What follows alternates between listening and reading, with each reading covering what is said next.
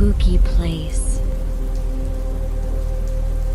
Welcome back to the spooky place, where the stories don't just scare you, they stay with you forever.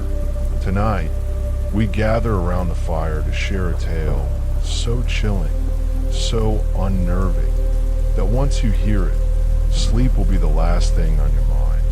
But be warned, this story doesn't end when the video does. It lingers, it follows, and if you listen too closely, it might just find you. So sit back if you dare. But remember, some things, once heard, can never be forgotten. Before we begin, I request you to like the video and subscribe to the channel. On that note, let's begin. The Black-Eyed Children.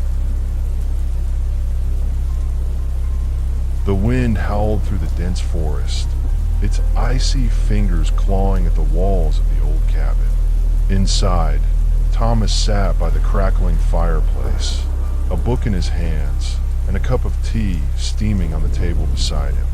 The storm had been raging for hours, and the power had gone out long ago, leaving him with only the flickering light of the flames to keep him company.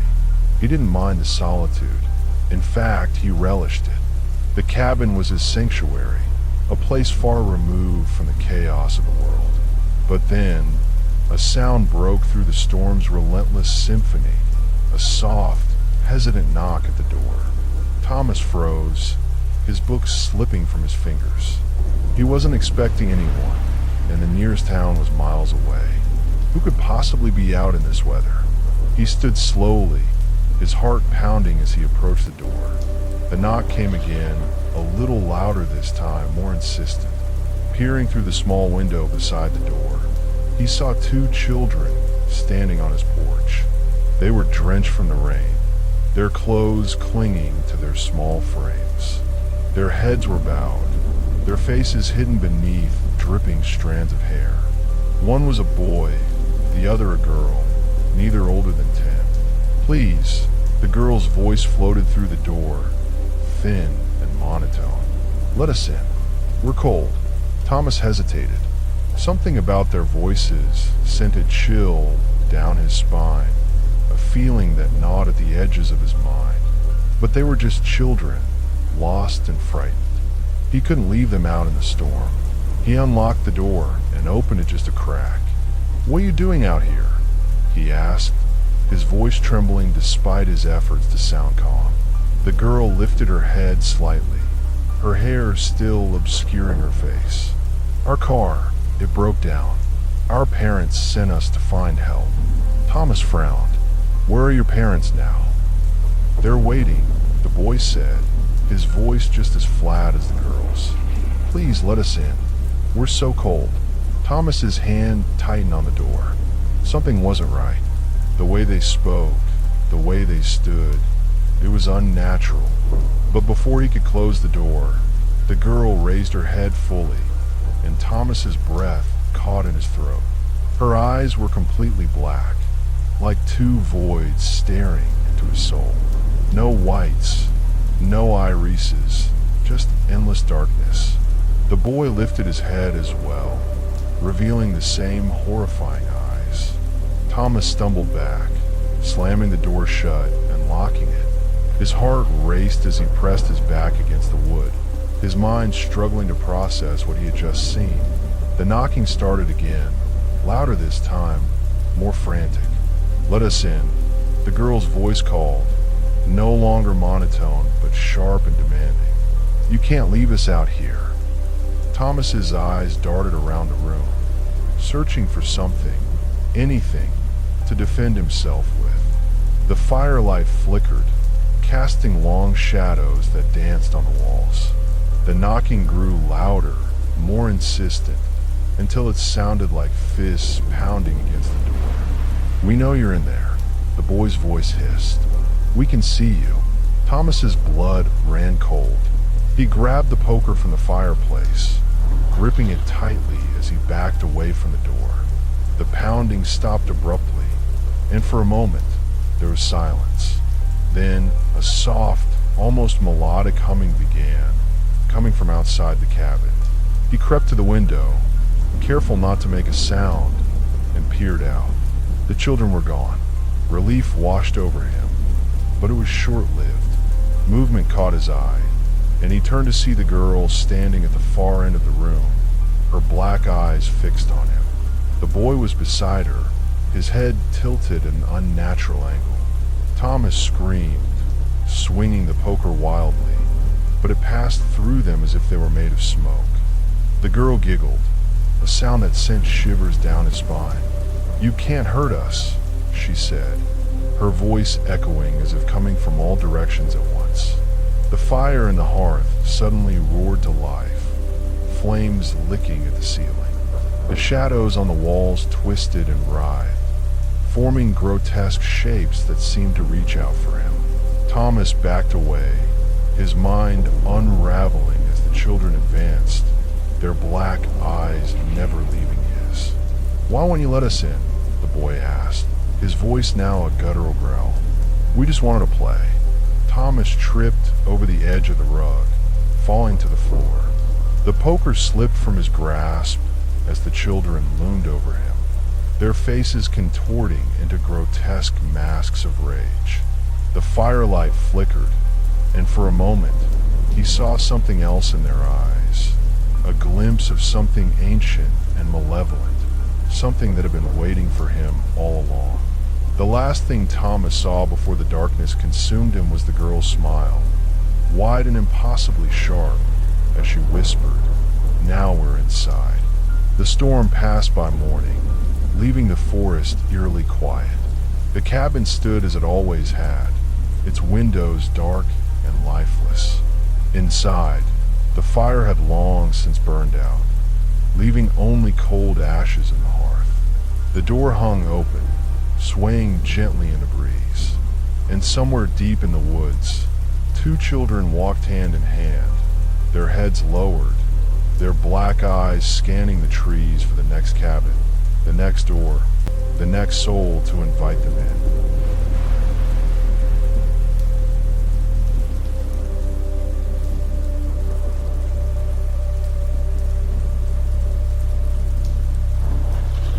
The forest was silent, save for the occasional rustle of leaves in the wind. The two children moved through the trees with an unnatural grace, their small feet barely making a sound on the damp earth. The boy's hand clutched the girl's tightly, their black eyes scanning the horizon as if searching for something, or someone. Behind them, the cabin stood abandoned, its door creaking on its hinges. Inside, the air was heavy with the scent of burnt wood and something else, something metallic and faintly sweet. The floorboards were scorched in strange, spiraling patterns, and the walls bore deep gouges, as if claws had raked through them. But there was no sign of Thomas, no sign of anyone. The children walked on, their pace steady and deliberate. They didn't speak, but their heads occasionally tilted in unison, as if listening to a voice only they could hear. The forest grew darker as they ventured deeper, the trees closing in around them like a living, breathing entity. The air grew colder, and the faint hum that had followed them from the cabin grew louder, a low, resonant vibration that seemed to emanate from the ground itself. Miles away, another cabin stood nestled in the woods. This one was larger, more modern, with a generator humming softly in the backyard. Inside, a family of four sat around a dining table, laughing and sharing stories. The storm had passed, and they were enjoying the calm after the chaos. "Did you hear that?" Emily, the youngest, asked suddenly, her fork pausing mid-air. "Hear what?" Her father, Mark, asked, glancing up from his plate. A humming sound," Emily said, her brow furrowing. "It's really faint, but it's there." Her older brother, Jake, rolled his eyes. "Probably just a generator, Em. Stop being so dramatic." But Emily wasn't convinced. She set her fork down and stood, walking to the window. The forest outside was dark, the trees swaying gently in the breeze. She pressed her face against the glass, her breath fogging it up. For a moment, she thought she saw movement. Two small figures standing at the edge of the trees, their heads lowered. "Mom," Emily said, her voice trembling. "There's someone outside." Her mother, Sarah, joined her at the window, squinting into the darkness. "I don't see anything, sweetheart." "Are you sure?" Emily nodded, her heart racing. They were right there. Two kids. Mark stood, his chair scraping against the floor. "I'll check it out. Probably just some animals." He grabbed a flashlight from the counter and stepped outside, the beam of light cutting through the darkness. Emily watched from the window, her stomach twisting into knots. Her father walked toward the tree line, his footsteps crunching on the gravel path. He paused, shining the light into the woods. "Hello," he called. "Is anyone out here?" There was no response, only the sound of the wind rustling through the leaves. Mark shook his head and turned back toward the house, muttering under his breath about overactive imaginations. But as he walked, the beam of his flashlight caught something on the ground, a small, muddy footprint, then another, and another. He froze, his heart skipping a beat. The footprints led toward the house. Inside, Emily was still at the window, her eyes scanning the darkness. Her mother had returned to the table, but Jake was now standing beside her, his earlier skepticism replaced by unease. "Do you see anything?" he asked, his voice low. Emily shook her head. "No, but I feel like they're still out there." The humming sound grew louder, vibrating through the walls of the cabin. Jake frowned, stepping closer to the window. "What is that?" Before Emily could answer, a soft knock echoed through the house. It came from the front door, 3 slow, deliberate raps that sent a chill down her spine. "Dad," Jake called, his voice wavering. "Is that you?" There was no response, only another knock, louder this time. Sarah stood, her face pale. "Mark," she called, walking toward the door. "Are you messing with us?" Emily grabbed her mother's arm. "Don't open it." Sarah hesitated, her hand hovering over the doorknob. The knocking came again, more insistent now, accompanied by a faint, monotone voice. "Please let us in. We're cold." Jake backed away, his eyes wide. "That's not Dad." Sarah's hand trembled as she reached for the lock. "We can't just leave someone out there." "Mom, no." Emily screamed, but it was too late. Sarah opened the door. Standing on the porch were 2 children, their heads lowered, their clothes soaked and muddy. The girl looked up first, her black eyes glistening in the dim light. The boy followed, his face pale and expressionless. "Thank you," the girl said, her voice hollow. "We were so cold." Sarah stumbled back, her hand flying to her mouth. What are you?" The children stepped inside, their movements unnaturally smooth. The door slammed shut behind them, the lock clicking into place. The humming grew louder, filling the room with a deafening resonance. Jake grabbed Emily's arm, pulling her toward the hallway. "Run!" But the children were faster. The boy appeared in front of them, his head tilting to the side as he smiled. A smile too wide, too sharp. "We just want to play," he said, his voice echoing as if coming from everywhere at once. Sarah screamed, rushing toward her children, but the girl was suddenly in front of her, her black eyes boring into hers. "You shouldn't have let us in," the girl whispered, her voice dripping with malice. The lights flickered, then went out, plunging the cabin into darkness. The last thing Emily saw before the shadows consumed her was the girl's face, twisted into a grotesque grin, and the faint outline of something moving behind her. Something tall, something ancient, something that had been waiting for this moment for a very, cabin was silent. The door hung open, swaying gently in the breeze. Inside, the walls were scorched, the floorboards gouged, and the air was thick with the scent of burnt wood and something metallic. And somewhere deep in the woods, four figures walked hand in hand, their heads lowered, their black eyes scanning the trees for the next cabin, the next door, the next family to invite them in. The forest grew quieter as the four figures moved deeper into the woods, their footsteps eerily synchronized. The boy and girl led the way, their black eyes glinting with a malevolent intelligence, while Mark and Sarah followed obediently, their faces blank and their eyes now as dark as the void. Emily and Jake trailed behind, their small hands clasped tightly, their once bright eyes now hollow and endless. The humming had become a constant, oppressive presence, vibrating through the trees and the ground, as if the forest itself were alive and watching.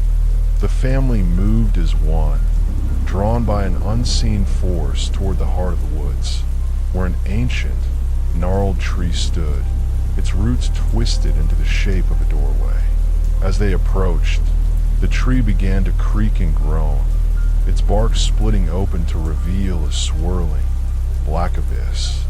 The children stepped through first, their forms dissolving into the darkness, and the family followed without hesitation, their souls swallowed by the void.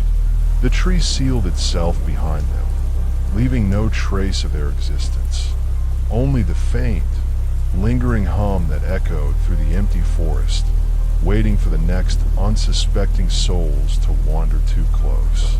Years later, a new cabin was built on the edge of the woods, its owners unaware of the stories whispered by the locals.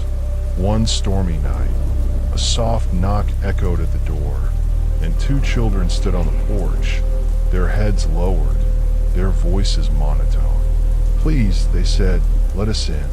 We're cold." The door creaked open, and the humming began again, low and resonant, as the shadows stretched long and the forest held its breath. Somewhere deep within the trees, the ancient doorway stirred, its roots twisting in anticipation, ready to welcome its next victims.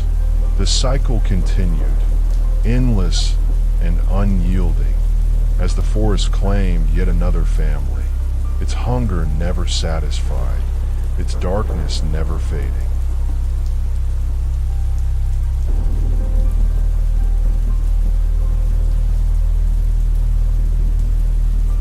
The wind carried the faint sound of laughter through the trees, high-pitched and unnatural, as the cabin's lights flickered and died.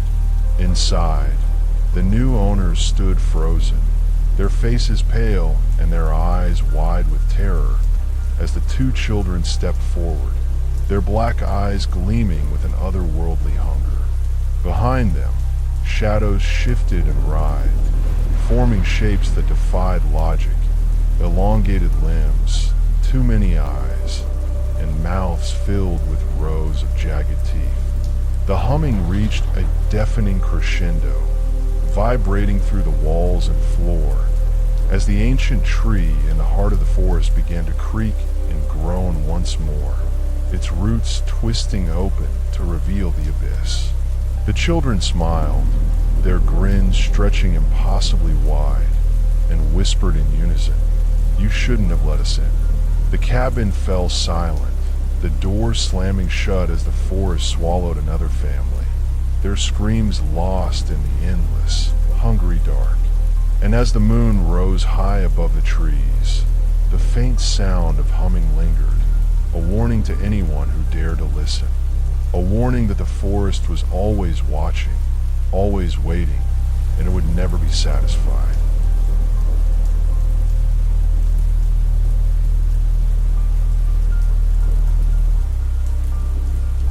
Thank you all for watching. Please like and subscribe for more scary stories.